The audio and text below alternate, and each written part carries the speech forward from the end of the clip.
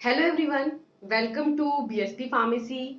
I am Nikita Gupta, and as we started our subject Cosmetic Science Unit 1, lecture number 5th, Cosmetic Excipients. जैसे कि हमने start किया था हमारा subject cosmetic science और इसकी फर्स्ट यूनिट को हम डिस्कस कर रहे थे, जिसके अंदर हम देख रहे थे कि कॉस्मेटिक प्रोडक्ट्स क्या होते हैं और अलग अलग कंट्रीज की रेगुलेटरी बॉडीज के अकॉर्डिंग किस तरीके से कॉस्मेटिक प्रोडक्ट्स को यहाँ पर फॉर्मुलेट किया जाना चाहिए। ठीक है, तो इसी के अंदर हम फर्दर कंटिन्यू करेंगे और नेक्स्ट देखेंगे an introduction about the cosmetic excipients.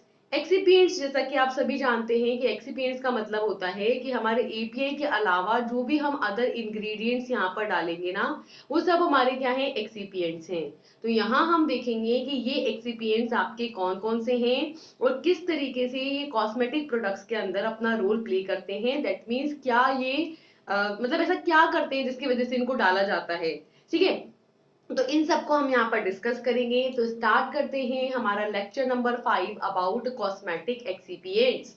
ठीक है, तो देखो, cosmetics as an OTC drugs. OTC का मतलब होता है over the counter drugs. Already हमने डिस्कस किया है क्वाशी ड्रग्स के बारे में, ठीक है, और ओटीसी ड्रग्स के बारे में। ओटीसी ड्रग्स का मतलब होता है वो ड्रग जिन्हें बिना प्रिस्क्रिप्शन के हम ले सकते हैं। तो क्योंकि हमने को ऑल्सो ड्रग्स की कैटेगरी में भी रखा है, दैट इज वाई हमने कॉस्मास्यूटिकल्स की बात करी थी, जिसमें हमने कहा था कि कॉस्मेटिक्स जो है कभी कभी थेरापेटिक इफेक्ट भी देती हैं, तो उनको बोलते हैं हम ड्रग्स। ठीक है, तो इसलिए उसको कॉस्मास्यूटिकल्स हमने कहा था। तो ये जो कॉस्मेटिक प्रोडक्ट्स हैं इनको किस फॉर्म में लेते हैं हम, ओटीसी ड्रग्स की फॉर्म में, यानी कि विदाउट प्रिस्क्रिप्शन आप डायरेक्टली मेडिसिनल एक्सपर्ट से जाकर के आप डायरेक्टली इन्हें परचेज कर सकते हैं। Clear? Thus, the FDA has the authority to regulate the personal care products that contains active ingredients that are of over the counter drugs. ठीक है, तो यहाँ पर एफडीए ने यानी कि food and drug administration authority ने यहाँ पर क्या किया है, जो पर्सनल केयर प्रोडक्ट्स होते हैं उनको क्या किया है, रेगुलेट किया है। और रेगुलेट करने की अथॉरिटी इनके पास है, जहां पर ये क्या करती है, जो एपीआई होती है आपके एक्टिव फार्मास्यूटिकल इंग्रेडिएंट, उसको यहाँ पर क्या करती है, चेक करती है, रेगुलेट करती है और उसको ओवर द काउंटर ड्रग्स की कैटेगरी में रखा गया है। वहां पर ओटीसी ड्रग्स के फॉर्म में इनको सेल किया जाता है। ठीक है, so it is used in the personal care products including cosmetics are subjected to FDA approval। ठीक है, ये जो पर्सनल केयर प्रोडक्ट्स है जिनको कॉस्मेटिक की कैटेगरी में रखा गया है, ये भी इनको भी मार्केट करने से पहले हमें किसका अप्रूवल लेना पड़ता है, एफडीए का, यानी कि फूड एंड ड्रग एडमिनिस्ट्रेशन का हमको यहाँ पर अप्रूवल लेना पड़ता है। These OTC drugs are often marketed as in side by side with the cosmetics, and some products qualify both the cosmetic and as an OTC। ठीक है, तो यहाँ पर OTC ड्रग्स बेसिकली क्या होती है, जैसे कि नॉर्मली आप जाते हो ना मेडिकल वाले के पास, तो क्या कहते हो कि खांसी की दवाई दे दो या सिर दर्द की दे दो या बुखार की दे दो, ये होती है ओटीसी ड्रग्स। ओटीसी ड्रग मतलब जिसके लिए आपको पर्टिकुलर डॉक्टर का पर्चा नहीं चाहिए खरीदने के लिए। ठीक है, तो ये जो ओटीसी ड्रग्स होती है ना, इनको मार्केट के अंदर साइड बाय साइड सेल किया जाता है। ठीक है, अब जब इनको सेल कर रहे होते हो तो साथ में कॉस्मेटिक्स में भी, जैसे मान लो किसी को पिंपल्स हो रखे हैं, ठीक है, तो पिंपल की क्रीम दे देगा, वो एंटी व्रिंकल या एंटी पिंपल क्रीम दे देगा। ठीक है, अब वो ड्रग का भी काम कर रही होगी वहां पर और कॉस्मेटिक का भी काम कर रही होगी, क्योंकि पिंपल के जो भी, भाई पिंपल किसकी वजह से होता है, फंगस इन्फेक्शन की वजह से। ठीक है, तो वहां पे फंगस को ट्रीट कर रहा है तो ड्रग का भी काम हो जाता है, और स्किन को नरिश कर रहा है, क्लीन कर रहा है, ब्यूटीफाइंग कर रहा है तो कॉस्मेटिक का भी काम कर रहा है।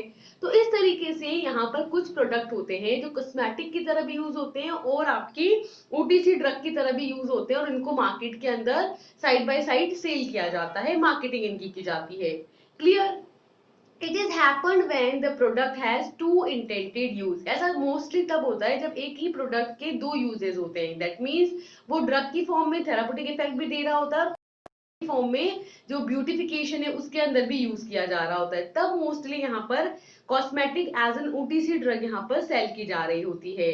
ठीक है, थर्स दे आर मोस्टली, इसके अंदर जो मोस्टली ड्रग्स आती हैं, जो मोस्टली प्रोडक्ट्स आते हैं वो कैसे होते हैं आपके, first anti dandruff agent, second आपके होते हैं इसमें फ्लोराइड्स, थर्ड होते हैं इसके अंदर suns protecting agent that is sunscreens, fourth होता है आपके anti perspirant agent that is deodorants and many more. ठीक है, तो इन चारों तरीके के एजेंट्स की हम यहाँ पर बात कर लेते हैं। तो फर्स्ट होता है हमारा anti dandruff agent. Anti dandruff agent का मतलब है वो एजेंट या वो सबस्टांस जो क्या करेंगे, डेंड्रफ को रिमूव करेंगे।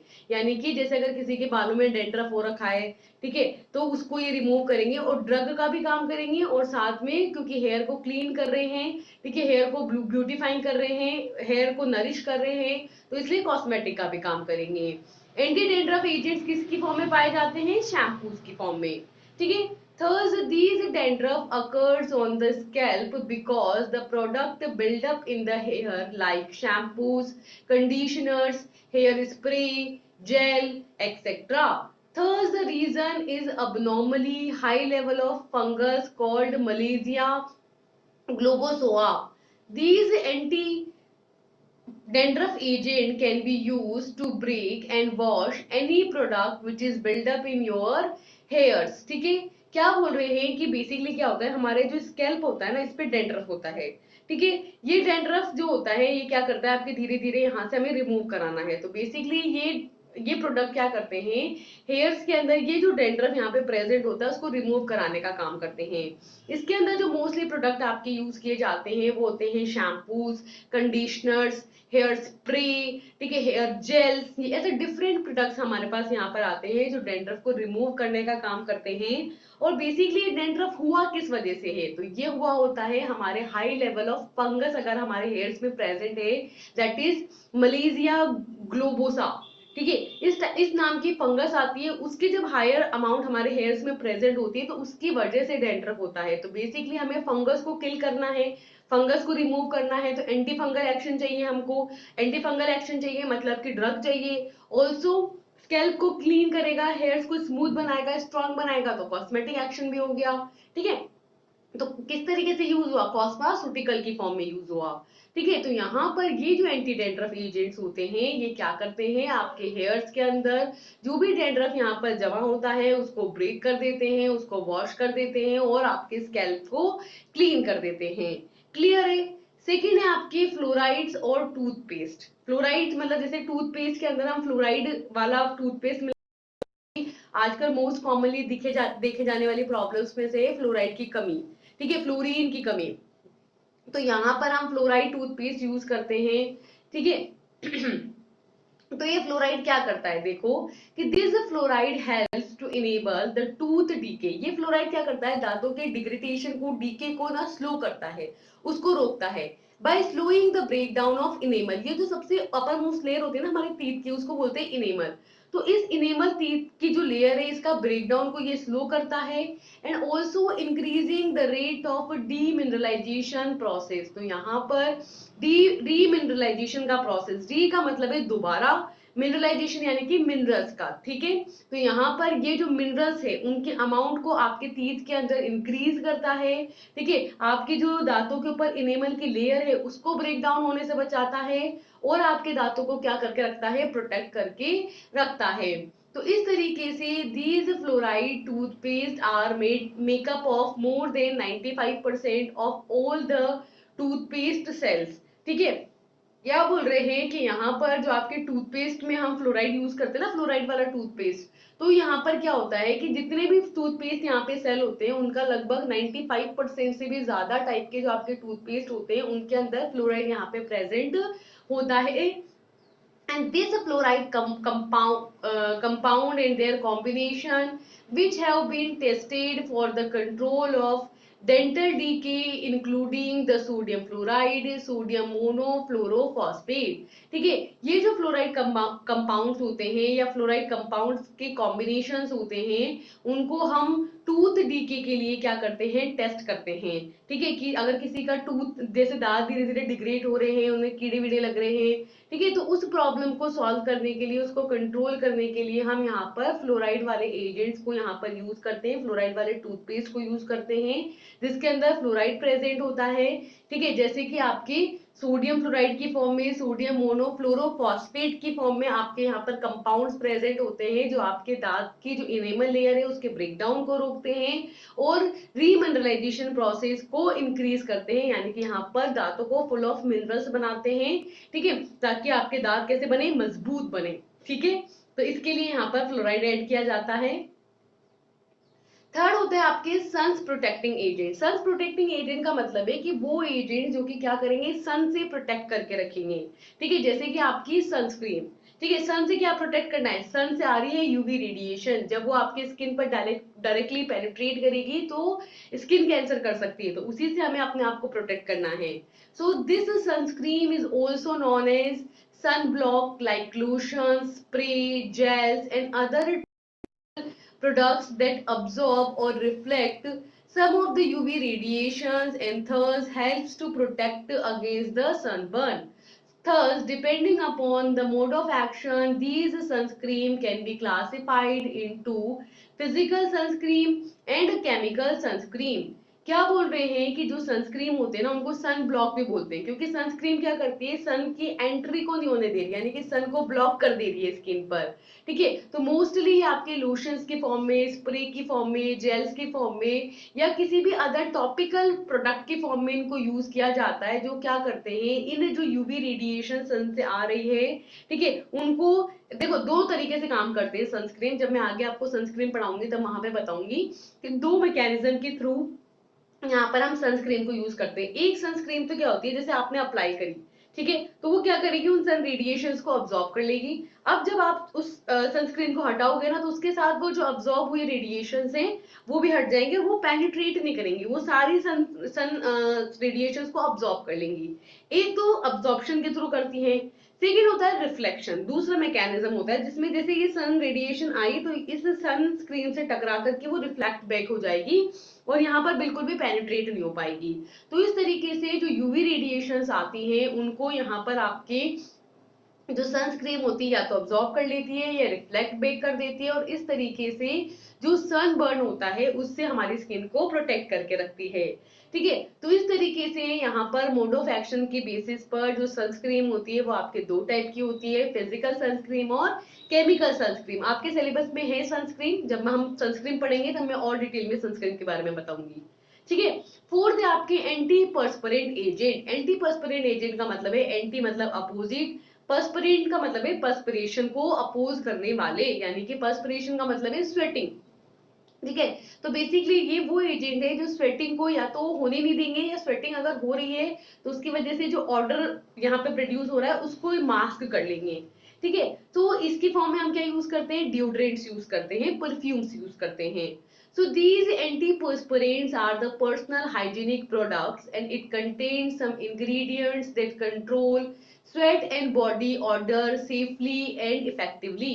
When these antiperspirant is applied to the skin surface, such as aluminium salt dissolved in the sweat or moisture on the skin surface of the armpit, क्या बोल रहे हैं कि जो एंटी पर्सपिरेंट आपके होते हैं या आपके पर्सनल हाइजीनिक प्रोडक्ट्स होते हैं, ठीक है, इसके अंदर वो इंग्रेडिएंट्स होते हैं जो क्या करते हैं, आपकी बॉडी से स्वेट की रिलीज को क्या करते हैं, कंट्रोल करते हैं। यानी कि आपकी बॉडी से अगर किसी की, जैसे कुछ कुछ लोगों के साथ होता है कि उनको बहुत स्वेटिंग होती है, ठीक है, तो जो स्वेटिंग है ना इसको ये कंट्रोल करते हैं, ठीक है, और उस स्वेटिंग की वजह से जो स्मेल आ रही होती है उसको कंट्रोल करते हैं। तो इस तरीके से ये जो एंटी पर्सपिरेंट्स होते हैं इनको हम स्किन पर अप्लाई करते हैं, ठीक है। मोस्टली एल्यूमिनियम सोल्ट होते हैं जो क्या करते हैं, उस स्वेट को अब्सॉर्ब कर लेते हैं, ठीक है। और स्किन जैसे स्पेशली आर्मपिट्स की बात करें तो आर्मपिट्स में ज्यादा स्वेटिंग होती है, तो वहां पर जो स्किन की सरफेस होती है उसको मॉइस्चर करके रखते हैं, ठीक है, मतलब मॉइस्चराइजेशन तो रखते हैं वहां पर, लेकिन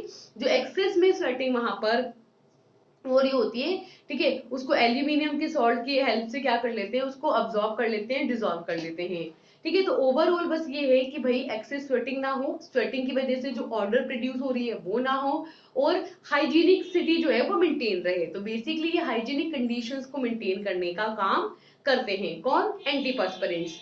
क्लियर है। नेक्स्ट है हमारा cosmetic excipients classification and applications. तो नेक्स्ट देखेंगे कि जब हम ये कॉस्मेटिक प्रोडक्ट्स बना रहे होते हैं तो एक तो हमारा जिस भी थेरापेटिक पर्पस के लिए हम उसको बना रहे हैं वो एपीआई डलेगा, उसके अलावा डलेंगे यहाँ पर अदर इंग्रेडिएंट्स जो उसकी फॉर्मुलेशन को क्या बनाएंगे, सुटेबल टू यूज बनाएंगे। वो सारी चीजें हम इंग्रेडिएंट्स यहाँ पे ऐड करेंगे जो कि उसकी फॉर्मुलेशन के बनने के लिए रिस्पॉन्सिबल होते हैं।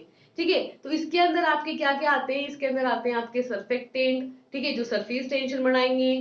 ठीक है, तो सरफेस टेंशन को रिड्यूस करेंगे। सेकेंड होते हैं रियोलॉजी मॉडिफायर, जो कि उस सब्सटेंस की जो रियोलॉजी है, उसकी जो फ्लो प्रॉपर्टी है, उसमें यहाँ पर मॉडिफिकेशंस करेंगे। ह्यूमिडेक्टेंट जो कि ह्यूमिडिटी को मेंटेन करेंगे। इमोलिएंट्स जो कि स्मूदन बनाएंगे। एंड प्रेजर्वेटिव्स जो कि उसको लॉन्ग रनिंग एक्शन यानी कि लंबे समय तक हम यूज कर सके ऐसा बनाएंगे। ठीक है, तो यहाँ पर हम डिस्कस करेंगे इन कॉस्मेटिक एक्सिपिएंट्स को और देखेंगे कि इनके क्या क्या एप्लीकेशंस हैं, यानी कि किस किस पर्पस के लिए इनको यूज किया जाता है। ठीक है, तो इसके अंदर सबसे फर्स्ट देखेंगे हम सर्फेक्टेंट। सर्फेक्टेंट क्या होते हैं, वो एजेंट होते हैं जो कि सरफेस टेंशन को रिड्यूस करते हैं। ठीक है, और आपके दो दो जो डिफरेंट लिक्विड्स हैं उनको मिसिएबल बनाते हैं। So surfactant are also known as surface active agents and these surfactants are the compounds that lower the surface tension between the two liquids. Thus the surfactant structure is that all surfactants are characterized by having two regions in their molecular structure, such as first is the hydrophobic tail and second is the hydrophilic head, and that are so important to determine determinants of lowering the surface tension। क्या बोल रहे हैं कि surfactants को active agents भी यहाँ पर बोला जाता है। ये जो सर्फेक्टेंट होते हैं बेसिकली ये वो कंपाउंड होते हैं जो क्या करते हैं, दो जो लिक्विड्स होते हैं उनके बीच में जो सरफेस टेंशन होता है उसको क्या कर देते हैं, कम कर देते हैं। ठीक है, इस तरीके से ये जो सर्फेक्टेंट होते हैं इनकी स्ट्रक्चर इस तरीके की होती है कि ये क्या करते हैं, आपके इनकी मॉलिक्यूलर स्ट्रक्चर के अंदर दो रीजन्स होते हैं। एक तो होता है हाइड्रोफिलिक हेड, ठीक है, इस तरीके का आप देख सकते हैं कि ये एक तो इनका क्या हाइड्रोफिलिक हेड और एक होता है इनकी हाइड्रोफिलिक टेल, हाइड्रोफोबिक टेल। ठीक है, तो उन दोनों को साथ में लेकर के आते हैं, उनके बीच में जो सरफेस टेंशन होता है उसको ये क्या कर देते हैं, रिड्यूस कर देते हैं। ठीक है, तो सर्फेक्टेंट का सिर्फ सिंपल सा यही है कि सरफेस एक्टिव एजेंट भी आप इनको बोल सकते हो और सरफेस टेंशन को रिड्यूस करने का काम होता है। इसके अंदर दो पार्ट होते हैं इसके स्ट्रक्चर में, हाइड्रोफिलिक हेड और हाइड्रोफोबिक टेल, और ये दोनों मिलकर के सरफेस टेंशन को लोअर करने का काम करते हैं। जैसे कि आप देख सकते हैं कि यहाँ पर ऑयल फेज है तो ये हाइड्रोफोबिक टेल यहाँ पे प्रेजेंट है और हाइड्रोफिलिक जो पार्ट है हेड इसका बाहर की तरफ है। ये तब है जब आपकी ऑयल फेज अंदर की तरफ है और एक्वस फेज बाहर की तरफ है। इसके अपोजिट अगर आपकी ऑयल फेज यहाँ पर बाहर की तरफ हो और एक्वस फेज अंदर की तरफ हो तो ये आपका जो हाइड्रोफिलिक हेड वाला पार्ट रहेगा वो अंदर की तरफ चला जाएगा और टेल वाला पार्ट आपके बाहर की तरफ आ जाएगा। ठीक है, इस तरीके से आपके सर्फेक्टेंट बने रहेंगे। नेक्स्ट अगर हम इसके अंदर बात करें कि the concentration of the surfactant at which the micelles are formed is designated as a critical Michel concentration।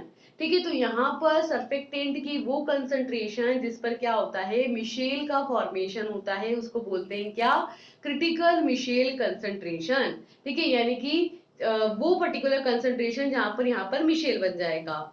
Thus these surfactant में act as a detergent, तो इस तरीके से ये जो सर्फेक्टेंट होते हैं यहाँ पर डिटर्जेंट की तरह काम करते हैं। ठीक है, और इसके अंदर हम क्या क्या यूज कर सकते हैं, इसके अंदर हम यूज कर सकते हैं wetting agent, emulsifier, foaming agent, dispersant etcetera. तो इनको हम यहाँ पर एज एन सर्फेक्टेंट यूज कर सकते हैं। And one of the common feature of all the surfactant is that they all are amphipathic molecules। That means कि एम्फीपैथिक का मतलब है, एम्फी का मतलब जब भी बेटा एम्फी वर्ड सुनो ना इसका मतलब होता है बोथ। ठीक है, क्योंकि जैसे कि आपने देखा कि इनकी स्ट्रक्चर के अंदर दोनों पार्ट है, हाइड्रोफिलिक पार्ट भी है और आपके हाइड्रोफोबिक पार्ट भी है। ठीक है, तो यहाँ पर फिलिक भी होता है और आपके फोबिक भी होता है, दैट इज वाई इसको क्या बोलते हैं, एम्फीपैथिक बोलते हैं। ठीक है, तो क्या बोल रहे हैं कि एक मोस्ट कॉमन फीचर है इन सभी सर्फेक्टेंट का कि ये एम्फीपैथिक मॉलिक्यूल्स होते हैं, यानी कि दोनों हाइड्रोफिलिक दोनों तरीके का नेचर ये यहाँ पर शो करते हैं। So the common type of surfactant in the cosmetic products are alkyl sulfate, alkyl sulfonate, phosphate esters and carboxylates। ठीक है, यहाँ पर जो मोस्ट कॉमन टाइप के आपके सर्फेक्टेंट हैं वो कौन कौन से हैं? एल्काइल सल्फेट्स, एल्काइल सल्फोनेट्स, आपके फॉस्फेट एस्टर्स, कार्बोक्सिलेट एक्सेट्रा, ये आपके मोस्ट कॉमन यूज आपके सर्फेक्टेंट यहाँ पर होते हैं। क्लियर? नेक्स्ट है आपके classification of the surfactant. In surfactants को इनके नेचर के बेसिस पर चार मेजर कैटेगरीज के अंदर कैटेगराइज किया गया है। So there are 4 types of surfactant and these 4 type of surfactant are cationic, anionic, non ionic and amphoteric. ठीक है, तो सर्फेक्टेंट जो होते हैं हमारे 4 टाइप के होते हैं और इन्हें 4 कैटेगरीज में क्लासिफाई किया गया है, केटाइनिक, एनाइनिक, नॉन आयनिक और एम्फोटेरिक। ठीक है, तो ये देखो देखो केटाइनिक का मतलब है कि जिनके ऊपर पॉजिटिव चार्ज है, एनाइनिक का मतलब है जिनके ऊपर नेगेटिव चार्ज है, एम्फो का मतलब होता है बोथ, यानी कि जिस पर पॉजिटिव भी है और नेगेटिव भी है, दोनों चार्जेस हैं। और एक होता है आपके नॉन आयनिक जिस पर कोई भी चार्ज यहाँ पर प्रेजेंट नहीं है। तो ये है इसका केटाइनिक हेड, ये है इसका एनाइनिक हेड, दोनों प्रेजेंट है तो ये उसका हो गया ज्यूटर आयन हेड। और आपके जो नॉन आयनिक है उसमें कोई आयन नहीं है, हाइड्रोफोबिक, और बाकी जो रिमेनिंग है ना ये आपके हाइड्रोफोबिक टेल है ना, क्योंकि ये आयनिक नहीं है ना, दैट इज मींस ये हाइड्रोफिलिक नहीं है, हाइड्रोफोबिक टेल है। और ये इसका जो जहां पे चार्ज प्रेजेंट है ना वो इसका हाइड्रोफिलिक पार्ट है। क्लियर? तो इस तरीके से आपके 4 टाइप के सर्फेक्टेंट हो गए। इसके अंदर जो फर्स्ट आता है आपका वो क्या है? एनाइनिक। एनाइनिक का मतलब है कि इसके ऊपर क्या प्रेजेंट है? सोल्यूशन में नेगेटिव चार्ज प्रेजेंट है। So these surfactant are which in which the surface active ions is negatively charged in a solution are anionic surfactant, that is sodium oleate.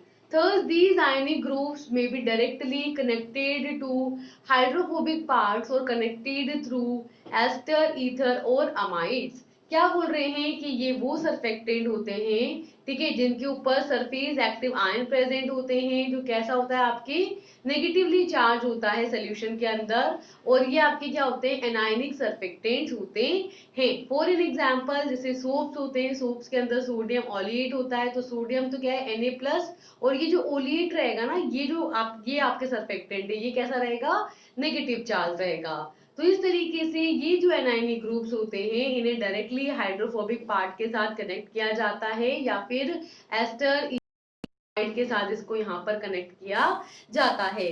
ठीक है, तो जैसे कि जो most commonly use anionic surfactant होते हैं वो है आपके पेंटोक्स 99, पीएफओएस, कैलसॉफ्ट, टेक्सापोन, डरवेन एंड एनए। ठीक है, इनकी जो केमिकल स्ट्रक्चर होती है उसके अंदर पेंटेक्स के अंदर होता है आपके डाई ऑक्टाइल सोडियम सल्फोसक्सिनेट, जो कि यहाँ पर बीटिंग एजेंट का काम करता है और कोटिंग के लिए और टूथपेस्ट के अंदर इसको यूज किया जाता है। सेकेंड होता है आपकी PFOS, दैट इज यहाँ पर है पर फ्लोरो ऑक्टेन सल्फोनेट। ठीक है, जो यहाँ पर एज एन स्कॉच गार्ड या फिर स्काईड्रॉल की फॉर्म में यूज किया जाता है। थर्ड आपके जो यहाँ पर है वो है आपके कैलसॉफ्ट। कैलसॉफ्ट की जो केमिकल स्ट्रक्चर होती है वो आपकी होती है लीनियर एल्काइल बेंजीन सल्फोनेट की, और इसको यूज किया जाता है किसके लिए? लॉन्ड्री डिटर्जेंट के लिए या डिशवॉश डिटर्जेंट के लिए। ठीक है, नेक्स्ट आपके फोर्थ है क्या? टेक्साप्रोन। टेक्साप्रोन की केमिकल स्ट्रक्चर के अंदर यहाँ पर होता है सोडियम लूरियल ईथर सल्फेट। ठीक है, और ये यूज किया जाता है किस फॉर्म में? शैम्पूज और बाथ प्रोडक्ट्स की फॉर्म में। नेक्स्ट आपके होता है डार्बोन। डार्बोन की जो केमिकल स्ट्रक्चर होती है उसके अंदर आपके यहाँ पे प्रोडक्ट होता है लिग्नो सल्फोनेट, और इसको यूज किया जाता है to concrete the plasticizer, plaster board and DMSO।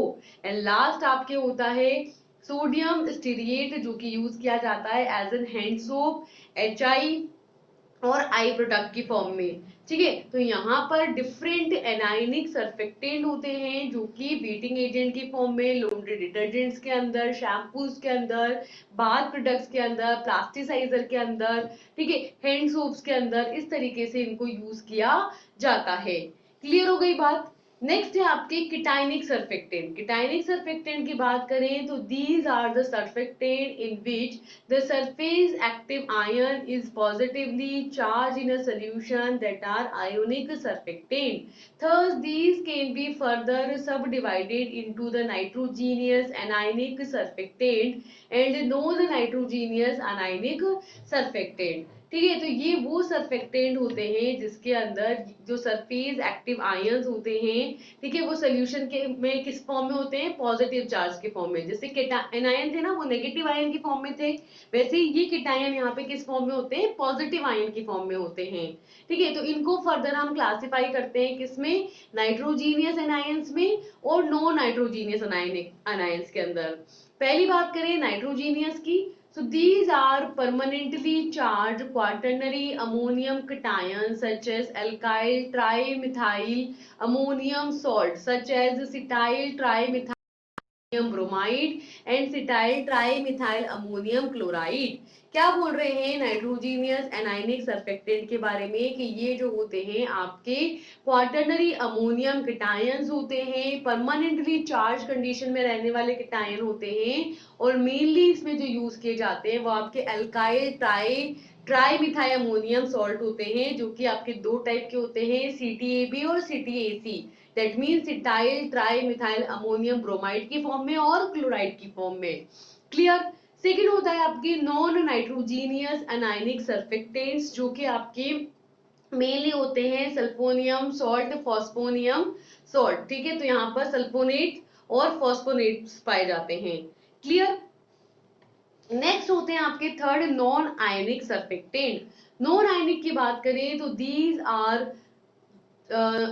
Are gentle. Non ionic का मतलब है कि उसपे आयन नहीं होगा, पॉजिटिव भी नहीं होगा, नेगेटिव भी नहीं होगा। तो these are gently rather than anionic surfactant but have inferior forming properties than the anionic surfactant। क्या बोल रहे हैं कि वैसे तो थोड़े थोड़े आपको anionic surfactant जैसे लगेंगे, लेकिन फिर भी इसकी जो है अंदर की तरफ जो है फॉर्मिंग प्रॉपर्टीज होती है। ठीक है, जो एनायनिक सर्फेक्टेंट से कंपैरेटिवली ज्यादा होती है, मतलब प्रॉपर्टीज में एनायनिक जैसे लगेंगे कि भाई जैसे एक्शंस है ना इसके वो एनायनिक जैसे हैं। बाकी अगर चार्जेस की बात करें तो कोई चार्जेस में प्रेजेंट नहीं होगा। ठीक है, और फॉर्मिंग प्रॉपर्टीज होती है इसकी। ठीक है, इनके अंदर जो मोस्ट कॉमनली आपके सर्फेक्टेंट आते हैं वो फर्स्ट है आपके ट्रिट्रियोन, नोनो जाइलेनोन, पोलीसॉर्बेट, स्पान एंड पोलोक्सामर्स, टर्गिडोल एंड एंटारोक्स। ठीक है, ये मोस्ट कॉमनली यूज आपके नॉन नॉन एनायनिक सर्फेक्टेंट है। पहली बात करें आपकी ट्रिटोन की। ट्रिटोन जो है इसकी केमिकल स्ट्रक्चर में क्या पाया जाता है, पॉलीऑक्सीथाइलिन ग्लाइकोल या ऑक्टाइल फिनोल ईथर इसके अंदर पाया जाता है, और ये यहाँ पर बीटिंग एजेंट का काम करते हैं और कोट करने का काम करते हैं। इसकी केमिकल फॉर्मूला जो होता है वो होता है C8H17 bind with C6H4 bind with OC2H4 and it is whole grouped with 25 times of OH। ठीक है, फिर आपके होता है नोनोजाइलेनॉन। ठीक है, ये बेसिकली आपके पॉलीऑक्सीथाइलिन ग्लाइकोल एल्काइल फिनोल ईथर्स होते हैं, जिसके केमिकल फॉर्मूला में होता है आपके C9H19 C6H4O CH2 25 OH। ठीक है, और यहाँ पर ये यूज होता है एज एन स्पर्मिसाइड। स्पर्मिसाइड का मतलब है स्पर्म्स को किल करने के काम करता है ये। ठीक है और थर्ड है आपकी पॉलीसोर्बेट, यानी कि अगर इस कॉस्मेटिक में इसको मिलाकर यूज करोगे ना तो स्पर्म्स को किल। ठीक है, थर्ड है आपके पॉलीसॉर्बेट। पॉलीसॉर्बेट जो है ये एक फूड इंग्रेडिएंट होता है, और इसका केमिकल फॉर्मूला होता है पॉलीऑक्सीथाइलिन ग्लाइकोल सॉर्बिटोन एल्काइल एस्टर। ठीक है, तो केमिकल फॉर्मूला आपका ये हो गया, और एज एन फूड इंग्रेडिएंट यानी कि जो भी फूड प्रोडक्ट्स होते हैं उनके अंदर इसको ऐड किया जाता है। फोर्थ होता है आपके स्पान, जिसका केमिकल फॉर्मूला होता है सॉर्बिटोन एल्काइल एस्टर, और इनको यूज किया जाता है किसके लिए, पॉलिश करने के लिए, स्मूथ एंड शाइनर प्रोडक्ट बनाने के लिए, क्लींजिंग प्रोडक्ट बनाने के लिए, फ्रेग्रेंस कैरियर यानी कि फ्रेग्रेंस देने के लिए, खुशबू देने के लिए इनको यूज करते हैं। और लास्ट फिफ्थ है आपकी पोलोक्सामर, टर्गेटियोल, एंट्रारोक्स। ठीक है, इनकी केमिकल स्ट्रक्चर के अंदर having blocks copolymers of polyethylene glycol and polypropylene glycol and its use are so many various. ठीक है, तो बेसिकली ये क्या होता है, आपके पॉलीइथाइलिन ग्लाइकोल या पॉलीप्रोपाइलिन ग्लाइकोल का कोपॉलीमर होता है, उनके जुड़ने से ये बना होता है और उसके काफी सारे यूजेस यहाँ पर होते हैं। क्लियर है? तो इस तरीके से ये होते हैं आपके नॉन आयनिक सर्फेक्टेंट्स और इनके कई सारे यूजेस होते हैं। लास्ट आता है आपके एम्फोटेरिक। एम्फोटेरिक का मतलब है कि वो सर्फेक्टेंट जिस पर पॉजिटिव चार्ज भी प्रेजेंट होगा और नेगेटिव भी चार्ज प्रेजेंट होगा, यानी कि ज्विटर आयन की यहाँ पर फॉर्म कर लेंगे। So here Zwitter ion or amphoteric surfactant having both cationic and anionic centers which is attached to the same molecules, and they help to boost the foam formation when combined with the other surfactant. For an example, coca, amido, propylene, betaine and cocobetaine. ठीक है, क्या बोल रहे हैं कि ये जो आपके ज्विटर आयंस होते हैं ना